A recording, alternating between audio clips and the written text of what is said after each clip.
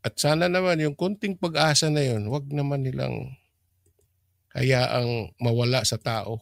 Yun na lang nga eh. Konti na lang eh. Pero pilit pang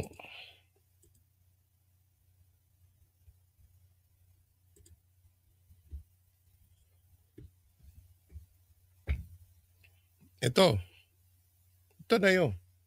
Yung real cost sa tao na pupunta.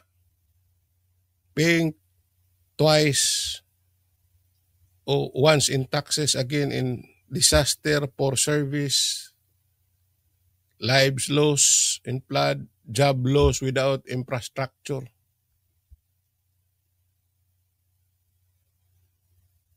Bakit? Biruin mo, no? Si Saldico at saka si Tambaluslos, nung ginawa nila yung insertion,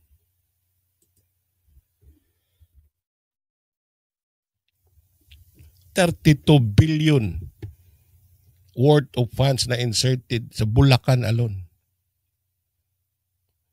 Anong iniisip nila?